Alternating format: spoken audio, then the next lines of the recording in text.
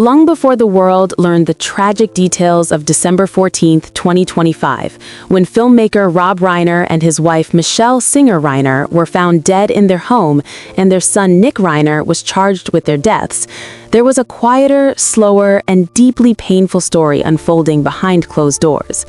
It was a years-long journey of struggle, treatment, attempts at recovery, mental health challenges, and love that never quite conquered illness. To understand the later tragedy, many people looking back started asking, what was Nick's life like before that day? What signs were there? How did his struggles shape the path that led him to that tragic moment? In the process, one recurring theme emerged in accounts from people who knew him in earlier years, that Nick sometimes exaggerated or acted in ways that made him seem crazy in order to access psychiatric help and medication, a difficult behavior born out of desperation, confusion, and the profound challenges of navigating mental illness and the health system. This story is not simply about sensational behavior.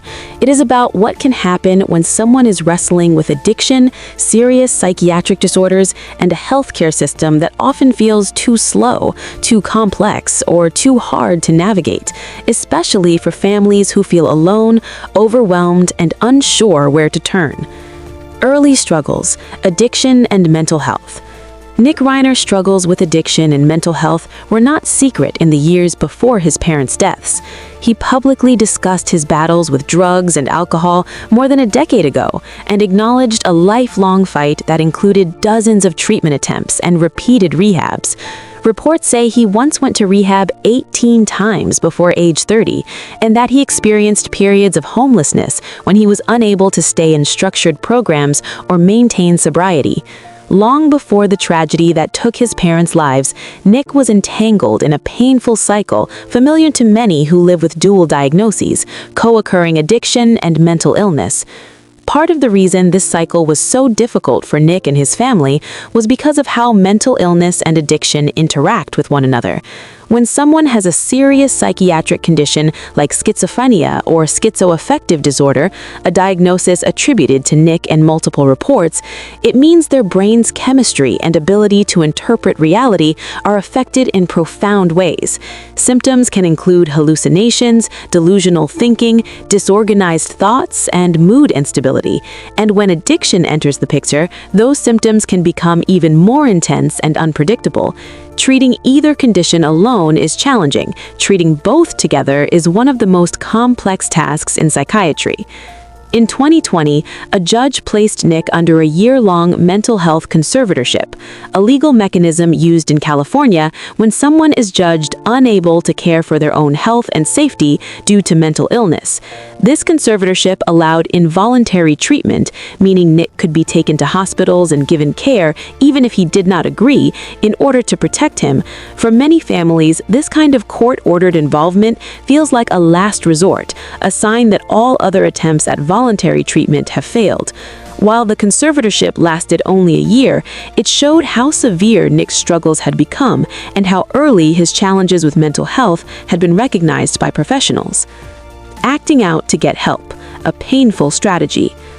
One difficult piece of the story comes from accounts shared in podcasts and community discussions about Nick's early treatment experiences.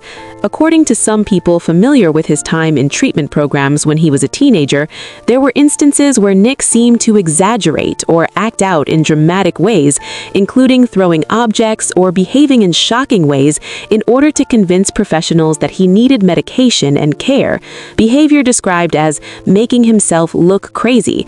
One such claim involves an alleged incident when Nick, as a teenager, threw a rock through a window to make it look like he was experiencing extreme symptoms, hoping that the dramatic act would get him attention from clinicians and prompt them to prescribe medication or keep him in treatment. This tactic, while alarming, reflects something that many families and doctors have described in people with untreated psychiatric conditions. When someone reaches a point of desperation, they may behave in ways that seem exaggerated or attention-seeking, not because they are faking illness, but because they are trying to get the help they cannot otherwise access. It's important to be careful when interpreting these kinds of accounts because they are not equivalent to verified medical records or court evidence. Rather, they are personal recollections, the type of stories shared in retrospect by people who knew him years ago. But they are meaningful because they highlight a deeper truth. Deep down, because I'd think, oh, they're thinking about me right now. They want me to do good. Many people with serious mental illness learn over time that certain behaviors draw attention or medical intervention, and they react accordingly, not out of malice, but out of desperation and confusion. In Nick's case, if these accounts are accurate, it suggests that at times he may have acted in ways that appeared dramatic or exaggerated, not because he was pretending to be sick, but because he may have believed that was the only way to get doctors, caretakers, or family members to take action on his behalf, to medicate him, treat him, or keep him safe. A life shaped by treatment, chaos, and love. Those years of struggle, treatment attempts, and back and forth between stability and crisis shaped Nick's adult life. He spent years in and out of rehabs, hospitals, and treatment programs. He experienced periods when he stayed sober, periods when he relapsed, and periods when he tried and failed to stay engaged with the help offered to him. This kind of chronic instability, repeated cycles of treatment and relapse, is heartbreaking not only for the person living it, but for the families caught in the wake of it. For Rob and Michelle Reiner, dealing with their son's ups and downs was far from easy. Public reporting suggests the family spoke openly about his struggles, and that Rob tried to support Nick's recovery in meaningful ways, including collaborating with him creatively on projects like Being Charlie, a film loosely based on addiction and recovery. There were moments when the family seemed hopeful. At one point, Rob publicly stated that Nick had been drug-free for years, but tragedy later revealed just how fragile such progress can be when mental illness is severe and treatment is inconsistent. What this says about mental health treatment. The idea that Nick may have once acted in dramatic ways to get help raises larger questions about how mental health care works or fails to work for people with serious conditions. In many treatment settings, clear, visible symptoms are often required before intervention can occur. If someone is quiet, withdrawn, or compliant with the bare minimum of behavior, they might be passed through the system without receiving adequate help. If someone's symptoms are intermittent, or if they know how to mask certain behaviors when professionals are looking, they may not receive the attention they actually need. Families like the Reiners end up learning the hard way that severity is often measured only when dramatic behavior appears. This creates a painful paradox. In order to access help, some people feel they must behave in ways that are frightening or extreme. That is not healthy and it is not sustainable, but it is a reality for many whose illness makes normal communication and self-advocacy nearly impossible. A larger human story. Beyond the headlines and court cases, there is a deeply human story here, one about a young man trying to survive inside a mind that did not always feel like his own, and a family desperately trying to help him find stability and meaning. Stories about acting out to get help are not evidence on their own, but they are signs of how complicated and exhausting living with serious mental illness and addiction can be for both the person affected and the people who love them. It also reflects how much society still struggles with mental health and addiction. We have made progress, but there are still immense barriers to timely, consistent, long-term care. People like Nick often fall through the cracks, not because they lack effort or love, but because the systems designed to help them are fragmented, reactive rather than proactive, and often overwhelmed. When support feels out of reach. For every family that has experienced moments like those described in the Reiner case, the story is familiar in a painful way.